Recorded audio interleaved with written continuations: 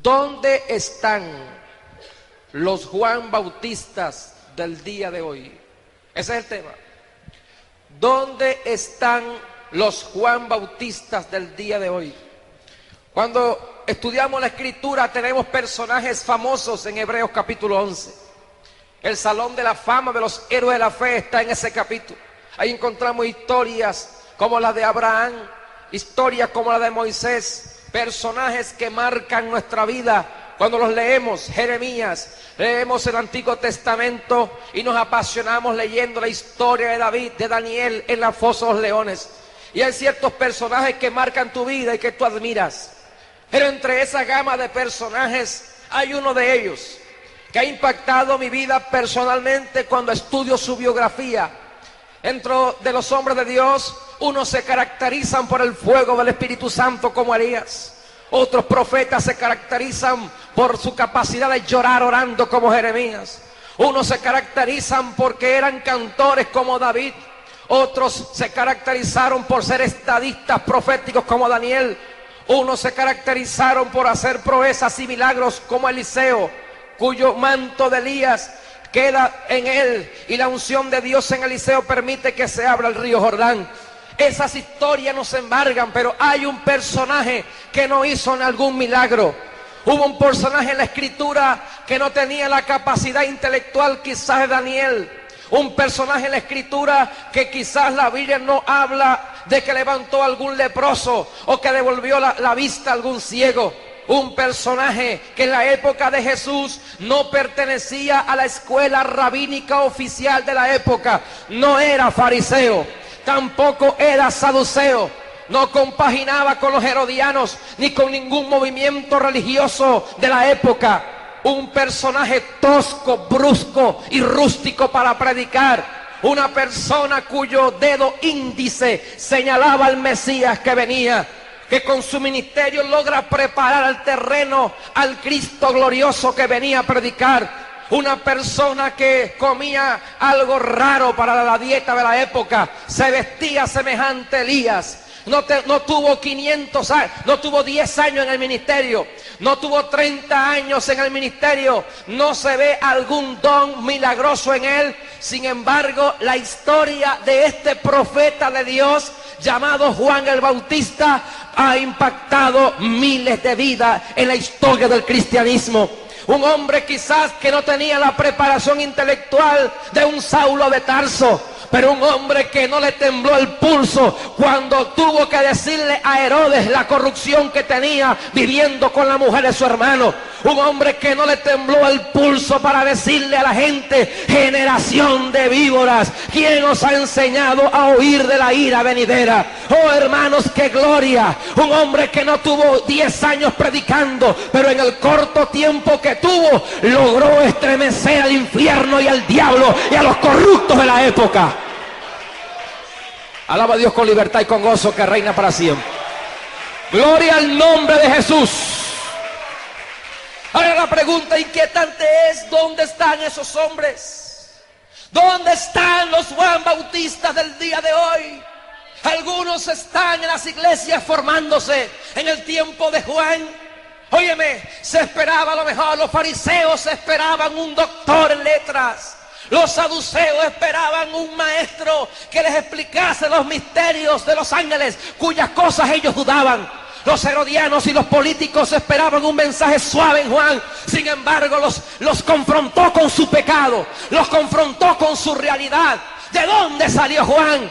Los hombres de Dios salen del desierto de Dios, hermano, del lugar que nadie esperaba. De ahí salió Juan el Bautista. Y en el siglo en que estamos, la iglesia está atravesando el umbral de su historia. La iglesia está atravesando los capítulos finales. El libro de la historia de la iglesia está por culminarse. Pero antes de que se culmine esa historia con el rapto final, antes de que termine la historia de la iglesia, este mundo todavía está por ver el último capítulo. Porque Dios tiene hombres como Juan el Bautista y un remanente fiel que no se ha doblegado ante el pecado, ante el infierno y la corrupción que existe en el día de hoy. Religiosos y fanáticos persiguen a Juan. Si Juan existiera en el día de hoy, si Juan predicara en muchas iglesias, le cerraríamos las puertas a este ministerio. Yo veo algunas lecciones en este ministerio, algunas verdades que sobresalen en su vida. Porque si Dios escogió a este hombre porque vio algo en él, yo sé que el llamado es por gracia. Yo sé que Dios no te llama a ti por lo que tú eres, Dios te llama a ti por lo que tú serás. Dios no llamó a Pedro por lo que era, Dios no llamó a nadie por lo que es. Él te llamó con tus defectos, porque Dios trabaja con un proyecto. Tú eres un proyecto de Dios, y el proyecto de Dios es conformarte a la imagen de su Hijo, porque el que comenzó la buena obra la va a perfeccionar hasta el día de Jesucristo. Levante conmigo su mano al cielo, dígalo conmigo. Diga: somos un proyecto de Dios. Somos el plan de Dios revelado, el misterio de Dios de unir la iglesia, de unir gentiles y judíos en un cuerpo. Y Dios no nos llama por lo que somos, pero hay ciertas características que Dios observó en Juan.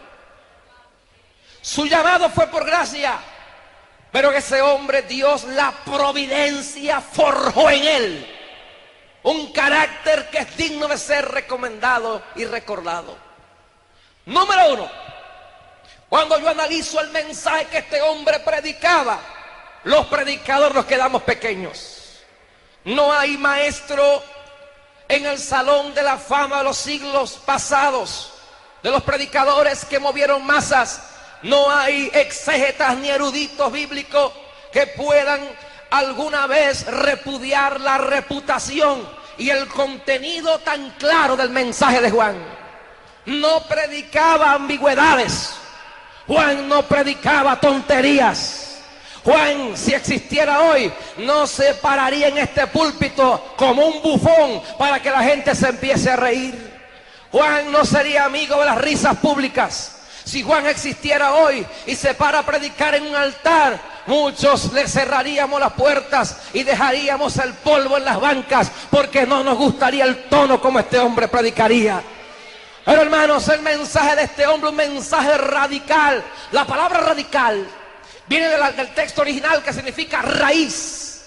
Un mensaje radical es aquel que predica la raíz del problema. Un mensaje radical ataca la raíz del problema.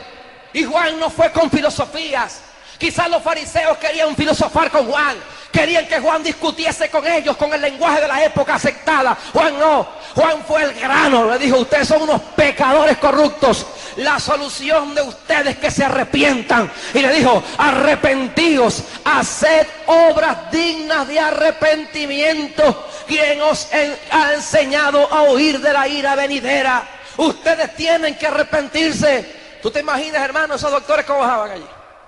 Esos empompados bajaban, los doctores de la época, los teólogos de la época, los que habían secularizado el mensaje de Dios, los más intelectuales, los más sabiondos, los más sabios, los que Pablo, escribiendo la carta a los Corintios, llama a los príncipes de este mundo, porque cuando Pablo dice: la sabiduría revelada, la cual ningún príncipe lo había conocido, porque si no, no hubiesen crucificado al autor de la vida. La palabra en el griego príncipes de este mundo quiere decir los doctores, la gente erudita, los griegos, los filósofos, los que tenían la verdad en la época. Ellos no entendieron este mensaje. Gloria a Dios por lo que estamos aquí esta noche. Lo vil del mundo, al Señor le plació revelarle su plan y su propósito. ¿Cuántos conocen la sabiduría de Dios? De reconciliarnos en Cristo en la cruz. Aleluya. Y este mensaje radical, tú te imaginas cuando esa gente bajaba y le dijo: generación de víboras, razas de víboras. En el griego, genes. Ustedes tienen los genes de las víboras.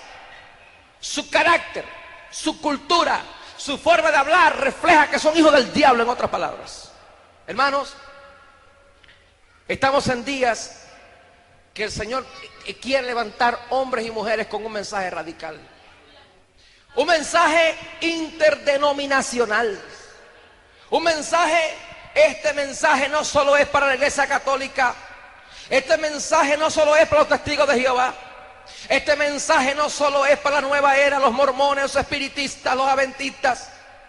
Este mensaje también tiene que predicarse en la iglesia contemporánea, porque así como hubo en el tiempo de Juan religiosos que le persiguieron, la iglesia está debatiéndose en varios extremos en el día final. Y en este último tiempo, hermanos, se han levantado ciertas tendencias en la iglesia de ocultar la verdad. Ya no se puede decir pecado, ahora se tiene que decir defecto del carácter. Hemos cambiado rótulos. Ahora no se puede decir el infierno, ahora hay que decir el lugar de tormentos. Ahora hemos cambiado la lexicografía adaptándolos al mundo. Al homosexualismo le llaman algunos defectos congénitos. Al lesbianismo le llaman algunos mala formación psicológica. Hermanos, sea como sea que le llamen, el pecado es pecado. Y hay que levantarse sin miedo en el día de hoy y decirle a cualquier grupo, llámese evangélico o no llámese evangélico, y decirle que Cristo es la única alternativa de escapar del infierno y que Cristo viene ya a levantar una iglesia gloriosa. No hay escape en Cristo solamente, no hay escape. Yo consigo en ese mensaje que era un mensaje cristocéntrico. No veo una complicación en ese mensaje. Él le dijo, he aquí el Cordero de Dios. Es decir, que Juan no se predicó a sí mismo. Él señaló el centro del mensaje que él le interesaba predicar. Y Pablo usó lo mismo en las cartas diciendo, no me predico yo mismo, sino a Cristo crucificado. Es decir, que el mensaje del cristianismo es el mismo el que predicó Pedro en Pentecostés. Ustedes mataron al dador de la vida. Es el mismo mensaje de Pablo en el Areópago, diciendo, en Dios nos movemos, vivimos y somos. Es el mismo mensaje de las iglesias de Apocalipsis. El testigo fiel, el que está paseándose en medio de los 7 candelabros de oro. Todos los escritores bíblicos comenzaban, yo, Pablo, apóstol de Jesucristo. Santiago, siervo de Jesucristo. Pedro, apóstol de Jesucristo. Porque el centro de la iglesia, la esencia de estar aquí esta noche parados, se llama Cristo Jesús, Señor nuestro. Y cuando el mensaje que se predica tiene basura, tiene de todo menos Jesús, la iglesia se debate entre crecer o caer. Hermano, vamos a predicar a Jesucristo. ¿Qué predican los adventistas? ¿Quién es el centro del adventismo? Jesús, jamás. Los escritos de Elena G. de White. ¿Quién es el centro y el fundamento de los mormones? ¿Será Jesús? No. José Smith. ¿Quién es el centro de los testigos de Jehová? ¿Será Jesús? No. Los escritos de Russell y un extremo énfasis en Jehová, descartando a Jesús y disminuyéndolo como un ser creado. ¿Quién es el centro de los espiritistas? No es Cristo, son los espíritus. ¿Quién es el centro de la iglesia católica, la ramera? ¿Quién es? La reliquia de Roma, las bulas papales, las encíclicas papales, la tradición de Roma. María, no Jesús. ¿Quién es el centro de tantas religiones? ¿Quién es el centro del budismo? Buda, no Cristo. Y si nos ponemos a analizar quién es el centro de la falsa prosperidad, no es Cristo. El centro de los mensajes que se predican hoy es el mostrador, el comercio, el dólar y el dinero. El centro del mensaje es: Dios quiere enriquecerte, Dios quiere darte carros, quiere que hables bien, quiere que nunca te enfermes. No hay Cristo en ese lugar, porque ellos saben que al predicar a Cristo no se puede predicar a Cristo sin cruz y resurrección, sin calvario y corona, sin muerte y vida. Predicar de Cristo indica dos cosas: número uno, renunciar al viejo hombre, morir al carácter, tomar la cruz y seguir a Jesucristo en gloria, en bendición. Levante conmigo su mano al cielo, diga aleluya. Levanta alabanza al que reina por los siglos de los siglos, que está aquí esta noche. Jesús es el centro del mensaje. Predicamos costumbres nosotros, predicamos lo que yo creo, lo que tú crees, y Jesús está en un lugar lo que la posición de la oficial de tal escuela determina, la teoría. Predicamos teorías bíblicas y no doctrinas. Predicamos normas y no doctrinas. Mire, hermano, vamos a predicar a Jesús. Predicar a Cristo como centro. No se puede hablar de matrimonio sin decir que Cristo es el centro del matrimonio. Sin comparar el amor de Cristo a la iglesia con el amor del esposo a la esposa. Es el centro. No se puede predicar profecía bíblica sin decir Cristo viene pronto a levantar la iglesia. No se puede predicar sobre el diablo sin decir que Jesús lo venció en la cruz del Calvario.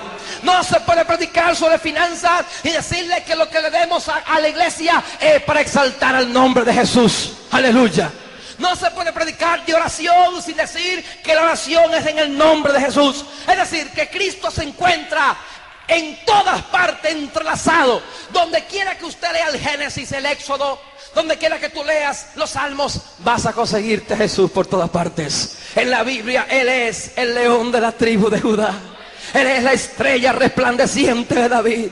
Él es el Hijo del hombre. Él es el Hijo de Dios. Él es el Alfa y el Omega, el primero y el postrero, el que es, el que era, el que será, el que ha de venir, el todopoderoso Dios. Él es el príncipe de paz. Él es Padre fuerte. Él es Dios fuerte. Él es Padre eterno. Él es el Mesías. Él es Emmanuel. Él es el gran Shaddai. Él es Jehová Jireh, Jehová el proveedor. Él es el príncipe del ejército de Jehová. Él es varón de guerra. Él es Cristo.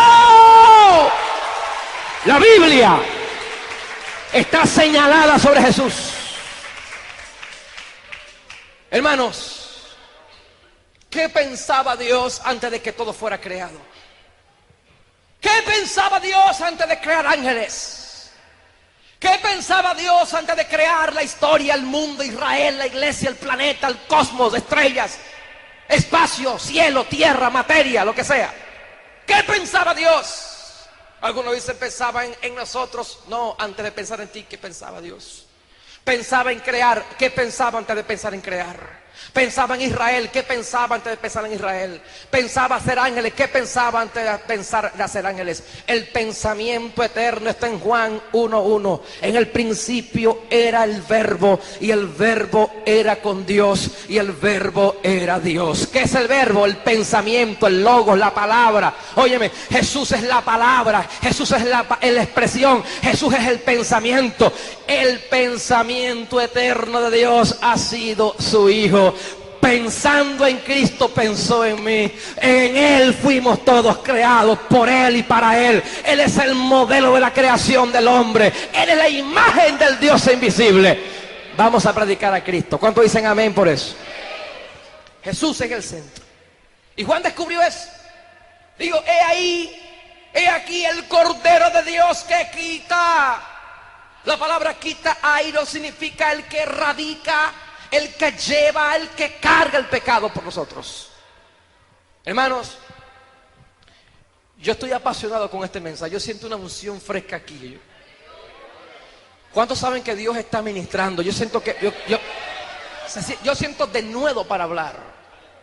Es una pasión que Cristo da, y yo creo que ustedes están contagiados aquí esta noche. Levante conmigo su mano, alabe a Dios un momentico. Rompa su esquema, no importa, tenemos tiempo para seguir predicando. Alabe al Señor, diga aleluya, gloria a Dios, gloria al nombre de Jesús. No solamente el mensaje de Juan era bueno, su condición era buena. Juan era un hombre santo. Segundo lugar, la santidad de Dios estaba en ese hombre. Fíjate que Juan 5:35 dice: Él era antorcha que ardía y brillaba, y vosotros quisiste regocijaros un tiempo con su luz. La metáfora ahí, antorcha, significa que luz, es decir, que es testimonio. En Juan ardía la unción de Dios, y la santidad de Dios irradiaba en su carácter. No era perfecto en el sentido moral, pero caminaba en la santidad de Dios, procuraba perfeccionarse. ¿Tuvo errores? Claro que sí, tuvo errores. En una ocasión dudó con respecto al ministerio mesiánico, tuvo dudas en la prisión y mandó a preguntar: un hombre como tú y como yo, sujeto a pasiones, Sin embargo, cuando el ángel anuncia su nacimiento, dice: será varón grande, será varón apartado para Dios, lleno del Espíritu Santo. Mira, hermano, era un hombre apartado para Dios, de integridad moral, de integridad física, espiritual. Fíjate que llegó el momento cuando sale al ruedo a predicar.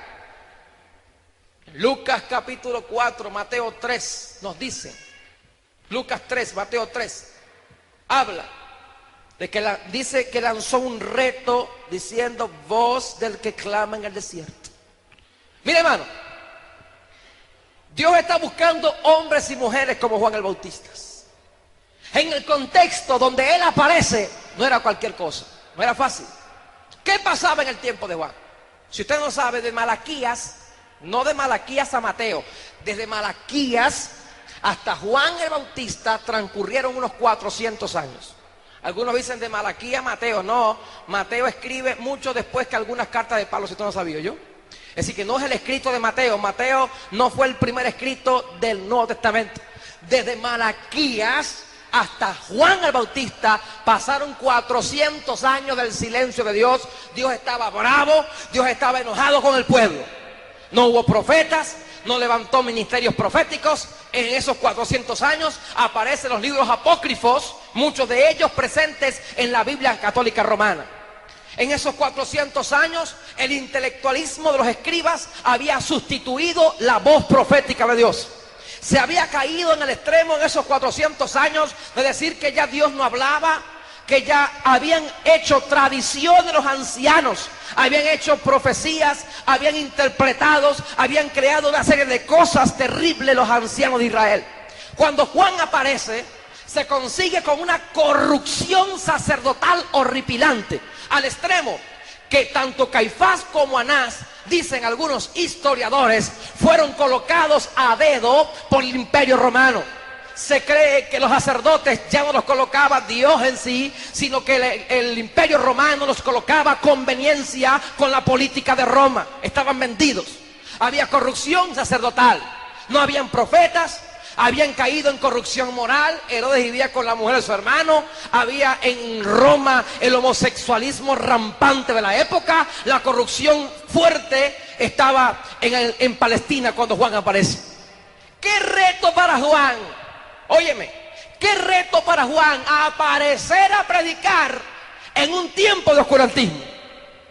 Si aquí tenemos una semana que no nos congregamos muchas veces, y algunos por ahí se ponen a inventar, a descarriarse. Si algunos no oyen un mensajito en 2 o 3 días y están fríos. Si algunos hermanos en el día de hoy, con la presión que tienen, se descarrían y caen en adulterio, ¿qué sería la presión satánica en el tiempo de Juan, donde la corrupción era universal? No había voz profética y Dios tuvo que levantar a ese hombre con una trompeta diciendo: ya el tiempo se cumplió, se acabó este asunto, ya llegó el tiempo en que Cristo viene a hacer un ministerio grande. Y Juan comenzó a predicar su mensaje de arrepentimiento, hermano. ¡Qué reto para ese hombre! Predicarle a una generación mala, corrupta, sumergida en el pecado. ¿Cree usted que no estamos en tiempos parecidos? Digo yo. ¿Cree usted que no estamos en tiempos terribles? ¿Cree usted, hermanos, que la iglesia del Señor no está atravesando crisis a nivel mundial? ¿Cree usted que el mundo en que estamos no está corrompido? La televisión no se aguanta, la violencia no se aguanta, jóvenes que matan por comprar un par de zapatos o por comerse un perro caliente. Cuando vemos lo que está pasando en el día de hoy, ministros que se han vendido con la falsa prosperidad. Cuando vemos lo que está pasando en el día de hoy, cristianos que antes predicaban con poder, que antes predicaban con unción, están desviados, corrompidos. Iglesias que una vez saltaron en el Espíritu, iglesias que una vez estaban en la unción de Dios, se han desviado y han perdido la visión y la unción del Espíritu Santo.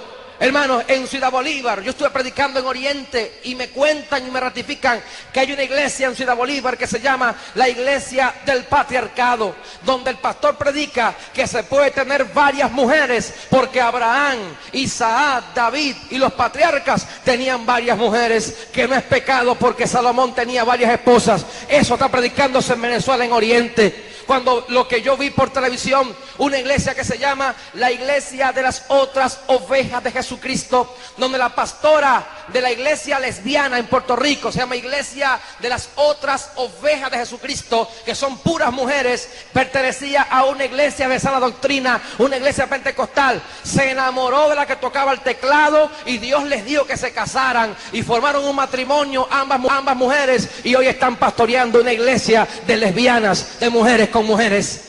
Una iglesia que yo ratifiqué esto preguntando, que se llama la Iglesia Pentecostal Gay. Y tantas tendencias que hay entre nosotros, la falsa prosperidad. Es decir, que la iglesia está siendo sacudida por falsas doctrinas. Estamos siendo sacudidos por inmorales que han agarrado la libertad por libertinaje. Hoy en día, hermano, es horrible ver el libertinaje que hay en muchas congregaciones.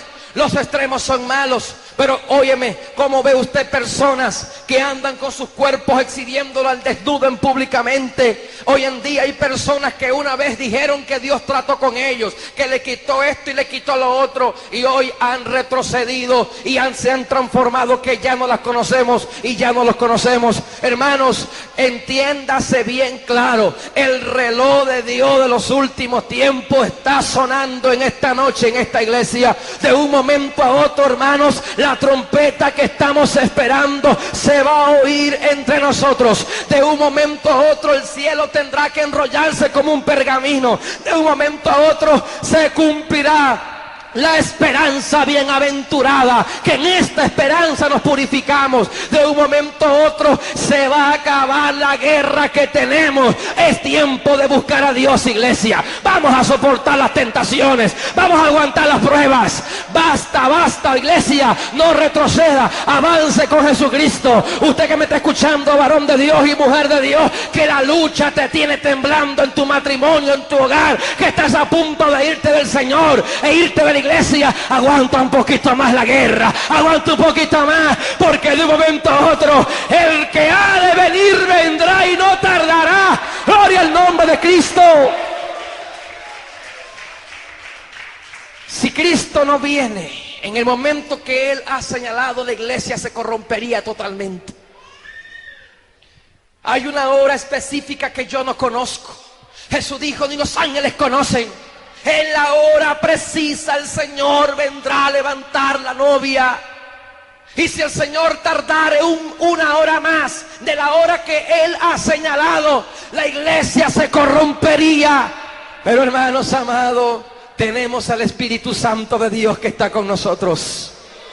Y mientras tengamos las arras de nuestra herencia y tengamos al Espíritu Santo en nuestro corazón, algo nos dice, aguanta un poquito más, viejo, aguanta un poquito más. ¿A cuánto le ha pasado eso que estamos orando y nos dice por dentro el Señor, aguántate un poquito más, no temas, yo estoy contigo? Y el diablo se levanta y hay inflación en el país, problema económico, enfermedad por un lado, el diablo te ataca por los hijos, por el matrimonio, te ataca por los vecinos y te sientes fluctuar y te sientes caer, te desanimas, te sientes mal cuando ves que alguien se descarría, cuando ves el pastor que tú tanto admirabas que se fue con otra falsa doctrina o cayó en adulterio o se desvió de la iglesia, te sientes mal, pero algo te dice en el corazón, aguanta, clama a mí, yo te responderé. No tengas temor, no tengas temor, no tengas temor, aleluya. Levante conmigo su mano al cielo, dígale gloria al nombre de Jesús, aleluya. Encontramos ese ministerio presente allí. Y por último, este hombre era un hombre sencillo y humilde. Era un hombre tan sencillo y un hombre tan humilde que dijo, yo no soy digno de desatar la correa del calzado, el que viene detrás de mí es antes que yo. Eso es humildad, hermano. ¿Tú sabes lo que es tener un grupo de seguidores como tenía Juan? ¿Tú sabes lo que es, hermano, que tú sepas que tú estabas profetizado con tu nombre o con tu vida en las escrituras sagradas de hace siglos atrás? Dime una cosa, Juan sabía que Isaías habló de él, dígame sí o no. Dígame, Juan sabía que él era el hombre que Isaías había profetizado. No se enseñoreó, no se enorgulleció. Oh, yo soy el mero mero. Yo estoy en Isaías, estoy en Malaquías. Mira que hasta Malaquías habló de Juan el Bautista, que vendría un mensajero, que vendría alguien preparando el camino. Y Juan no dijo: yo soy el escogido. A mí Jesucristo no me quita el coroto. A mí Jesucristo no me lleva a mis discípulos, son míos, yo me los he ganado. Tiene que competir conmigo a ver quién tiene más unción, a ver quién tiene más llamado, quién tiene más ministerio. Mira, Juan no tenía competencia, hermano. Él dijo: es necesario que él crezca y que yo mengüe. En otras palabras, el hombre de Dios abre paso para que otro avance. El hombre de Dios es humilde, se goza cuando alguien canta mejor que él, se goza cuando Dios usa a alguien más que él. O se pone a pelear como un estúpido. Hermano, yo canto mejor que tú, yo predico mejor que tú. Hemos gente que, mira, hermano, qué tontería. Peleamos por los dones, peleamos por quién diezma más, quién ofrenda más, quién canta mejor, quién toca mejor, quién predica mejor, ay, quién enseña mejor. Y Juan no estaba con eso. En un momentico, el que viene detrás de mí es antes que yo. ¿Sabe lo que hizo Juan? Mire, todo hombre de Dios reconoce la preexistencia de Cristo. Juan reconoció la preexistencia del Verbo cuando dijo: es antes que yo. Eso es humildad. Eso es decir, aunque yo esté predicando primero que él, el rango que él tiene es superior a mí. Óiganlo a él, seguidle. Ese es el Cordero de Dios. No se pone a tapar ministerio, no se pone a decir: tú no puedes, matando a otros que están comenzando. El hombre de Dios abre paso para que la gloria sea de Dios. Y tenemos una malicia de iglesia. Os sentimos menos que otros cuando recomendamos a alguien que Dios usa más que a nosotros. Mire, hermano, Dios puede usar aquí a alguien más que otro, pero sea sencillo y humilde, hermano. No se rebele contra su pastor, aunque usted vea que este sepa más que él. Mire, hermano, no se rebele contra su maestro de escuela dominical, porque hay gente que recibe una luz, que recibe una ciencia, recibe un conocimiento teológico, bíblico, y después viene a avergonzar al maestro de escuela dominical. Pido la palabra, usted está equivocado, hermano. Ahí no es la coma, ahí es punto y coma, y ahí el griego y el hebreo. Y el pobre viejito, hermano, ¿qué voy a hacer, chico? Es como tú dices, hoy como tú dices. Y en vez de convertirse en una edificación, te conviertes en un necio, te conviertes en un orgulloso. Cállate la boca. Pablo decía: el que se crea saber algo, hágase como que no sabe nada. Eso es humildad. Esto dijo, la Biblia dice: haya pues en vosotros este sentir que hubo en Cristo Jesús, el cual siendo en forma de Dios, no estimó ser igual a Dios como cosa que aferrarse. En otras palabras, si tú eres maestro, siéntate a escuchar, porque quizás ese campesino que no tiene tu oratoria, tu capacidad, filtra, echa a un lado lo que tú consideras que dijo, por ejemplo, Carota y es Caraota, o dijo que dijo Ancina es y así es, dijo cualquier tontería que fue, pero entiende que lo que él quiere decir es lo que Dios le está diciendo, y más nada, hermanos. Fíltralo. Hermano, así no es, yo. Así es, no Ancina, no, así es. O sea, pierden un tiempo allí. Mire, hermano, sea sencillo. Hay maestros que no escuchan a nadie. Hay pastores que no oyen a nadie predicando. Hay evangelistas que están en un lugar y no respaldan porque se sienten menos cuando otro predica. Hay músicos orgullosos que cuando alguien va a tocar mejor que ellos se van escondidos porque le da como pena que alguien sepa que uno canta mejor o que toca mejor que él. Quédate ahí, viejo, no importa, porque siempre va a haber la gente imprudente, porque hay gente que es imprudente y va a decir: mira, viste que ese toca mejor que tú, dígale amén, sí, toca mejor que yo, porque siempre hay gente que te va a comparar y te va a decir, y te quiere avergonzar y te voltean a ver. Hay gente que es imprudente y de acá voltean para atrás buscando la cabeza, ya está, mire. Dígale: no me interesa, Cristo es el Rey de Reyes, señores, señores. Dale un aplauso fuerte a Cristo que vive. No me interesa, Cristo es el Rey de Reyes. Y la gloria de Él. La gloria de Él, más nada. La gloria es de Dios. La enseñanza de Filipenses es: haya pues en vosotros el sentir. ¿Qué sentir? La humildad de Cristo, hermano. Siendo Dios, se cubre de esa figura humana, de ese carácter humano. Y siendo Dios con sus atributos, asume otra naturaleza limitada. ¿Qué te parece? Sentarse, aprender a hablar, aprender a jugar como niño. El creador del cielo y la tierra. ¿Qué te parece? Y tú vas a decir, no, a mí no me enseña nadie esta revelación de rodillas que yo tengo, que Dios me mostró, a mí no lo comparo con nadie. Diga conmigo, aleluya. Levante conmigo su mano, diga aleluya, Cristo vive. Diga, es necesario. Diga, es necesario que Él crezca y que yo mengüe. Pues nadie quiere menguar. Queremos crecer, pero en vez de crecer uniformemente, queremos crecer así. Agarramos al hombre, te puedo agarrar, ¿verdad, varón? Agarramos así, nos subimos así. Y este para abajo, yo para arriba, pero él para abajo. Nadie quiere crecer con otro. Hay gente que tú ayudas, hermano, y después son tus enemigos. Hay predicadores que tú intentas ayudar y luego te malponen en algún lugar. Hay gente que tú quieres ayudar y es la malicia, la competencia. Hermano, vamos a exaltar a Dios cuando Dios usa a un hermano. Gigi Ávila dijo algo que me grabó, que me marcó a mí. Gigi dijo, hay hombres que Dios usa mucho más que a mí. Y ese viejito decir eso, mira, ¿tú sabes lo que es? Que ese hombre en cada campaña se entregan, sí, algo, que sí, 15,000 personas. Y aquí hago un llamado y pasa uno, y gloria a Dios por eso. Es decir, y decir él, que hay hombres que Dios usa mucho más que él. Un hombre que Dios lo ha usado con SIDA, sanando cáncer. No hay un mal testimonio adjudicado a ese hombre. Yo no comparto ciertos criterios con él, como muchos maestros más. Pero una cosa es cierta, ese es un hombre de Dios.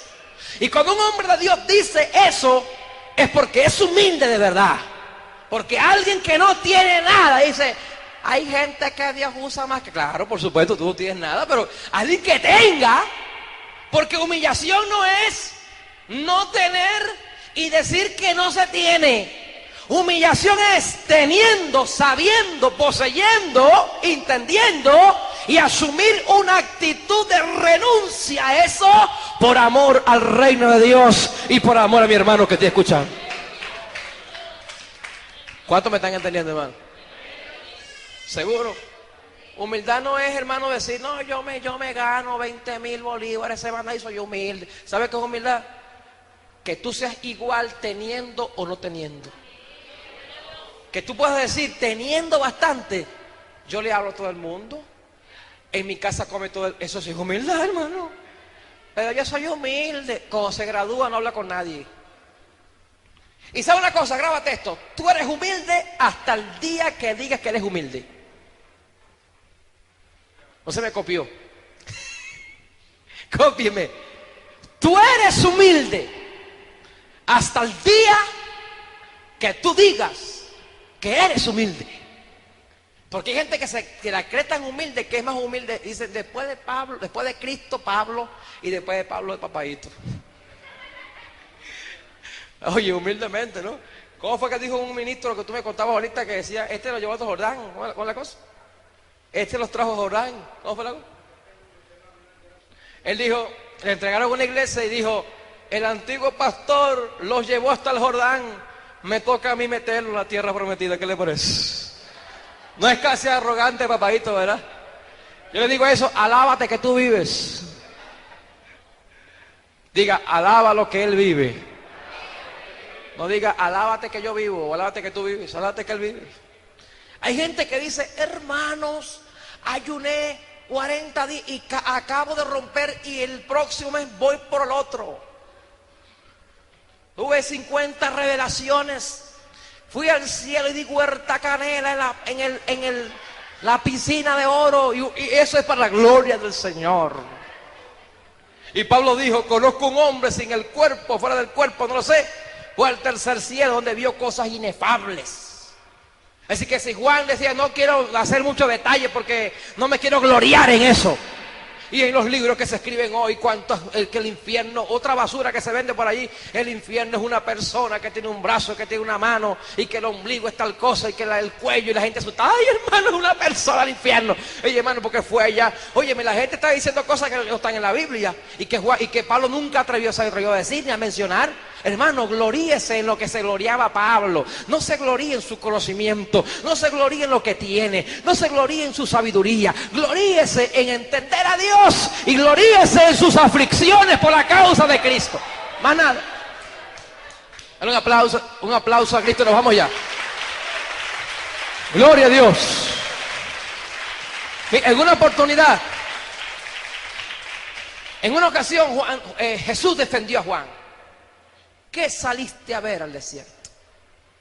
A un hombre vestido de ropas esplendorosas y hermosas.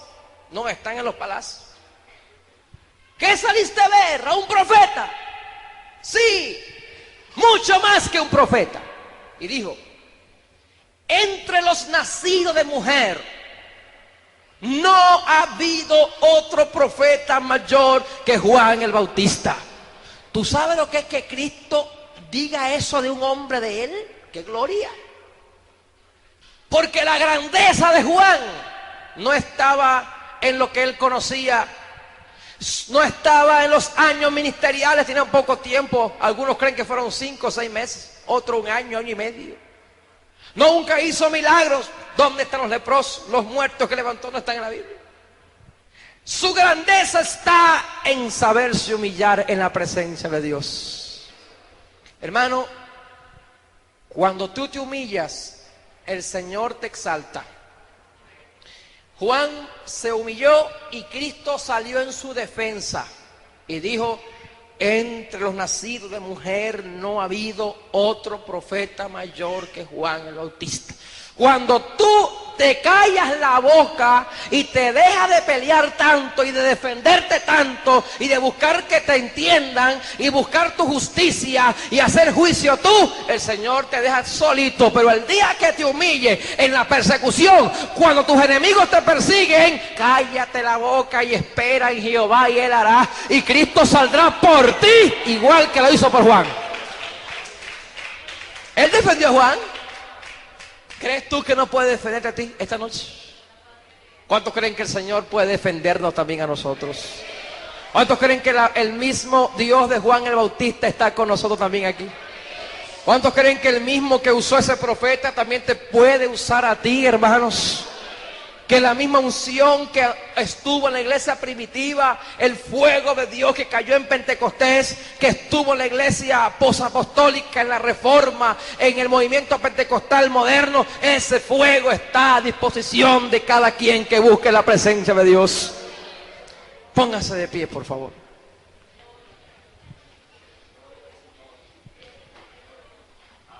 Levante conmigo su mano, pues.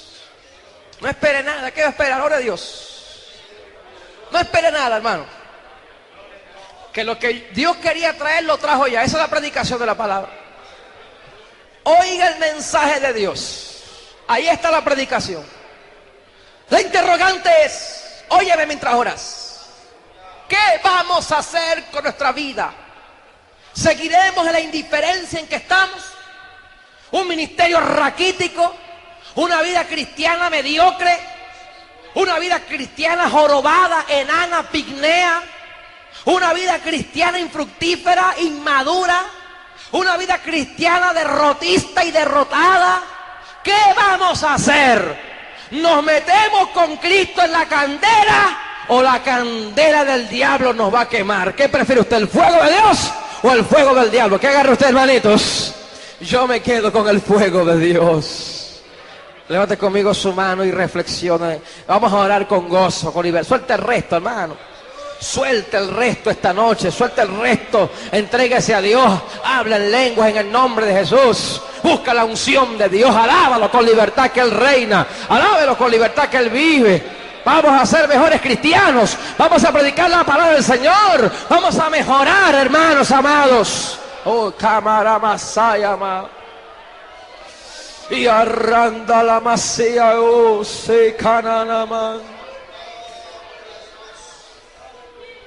Y saicando la mano. Y sana la mahana sayamo. Oh rana malahasi alo marahana se kamayama. Gloria sea Jesús. Gloria sea Jesús. Alalala baramasi ondorendale mare. Hermano, escucha esto. Ora en silencio y óyeme. A través del Espíritu Santo viene a mi espíritu, viene a mi mente una visión,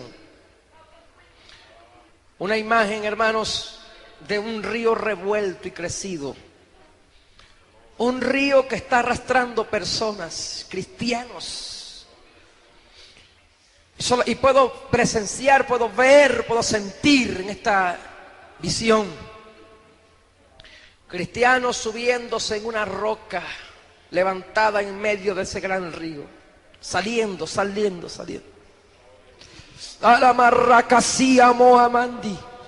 Así dice el Espíritu Santo a la iglesia. Vienen confusiones doctrinarias, vienen confusiones. Ríos revueltos arrastrarán el lodo, arrastrará ministros, arrastrará creyentes que se apartarán. Aún viene un tiempo peligroso, dice Dios. Arracanda la masica. Pero en los concilios, en las federaciones, en la iglesia, así dice el Espíritu Santo. Arraquianda la vasalla. Yo he de mantener, yo he de sacar, yo he de mantener firme y vivo aquel que busque mi rostro. Arraquiando la majaseama. Así dice Dios. No se corrompa mi pueblo, no se corrompan mis ministros, no se corrompa la iglesia. Arquenda la masicalaya. Yo soy la roca de escape. Yo soy la roca de refugio. Saikamaya. Hermanos, juzgue usted. Pero así dice Dios, mire, viene una sacudida de mata a nivel nacional. Oh, así cándole más. No quiero ser yo, hermano, parte de esos frutos podridos cayendo. No quiera ser usted parte de aquellos que serán podados, que serán cortados. Viene depuración a la iglesia en Venezuela. Viene una limpieza de altares. Viene una limpieza ministerial. Viene una limpieza espiritual a nivel nacional. Oh, Socalamandale. Pecados ocultos van a salir al relieve como nunca antes. Gente enferma vendrán a la iglesia. Personas enfermas y muertas por causa de su pecado. Oh, Rey Kinda la Marasea Mayama. Dios va a actuar soberanamente en las iglesias. Así dice el Señor de la mies va a limpiar su pueblo. Levante conmigo su mano y a ver que vive para siempre. Huyamos de la fornicación, huyamos de la idolatría, huyamos del pecado, huyamos de la corrupción moral, huyamos de la corrupción fraternal. Vamos a unirnos como pueblo, hermano. Deja la división con tu hermano, deja la contienda con el líder, deja de fraguar división, deja de fraguar guerrilla espiritual en la iglesia, deja de fraguar confusión profética, deja de fraguar división con tu lengua. Vamos a unirnos como un solo pueblo, hermano. Vamos a soltar las diferencias del pecado y vamos a unirnos como gigante en la fe. Si Cristo viniera esta noche, ¿cuánto estaríamos en ese traslado? Yo quiero que tú pienses en esto. Si la trompeta sonara ahorita mismo, si la trompeta sonara ahora mismo, si ahora la trompeta sonara, ¿cuántos subiríamos al encuentro con el amado? ¿Cuántos subiríamos al encuentro con el esposo? Aquel que invirtió su sangre para limpiarte a ti y a mí. Aquel que invirtió su sangre para lavar la iglesia y purificarla. Aquel que se entregó a sí mismo por ti. ¿Cuánto estaríamos de pie en ese día? No, hermano. Es tiempo de enseriarse con el evangelio. Es tiempo de enseriarse con Cristo. Soltar la religiosidad, soltar la apariencia y de subir al monte de Dios. Dele gracias a Dios por esta noche. Dele gracias a Dios por esta noche. Dele gracias a Dios, aleluya. Gracias, Señor, porque tú vives. Gracias, Señor, porque tú reinas para siempre.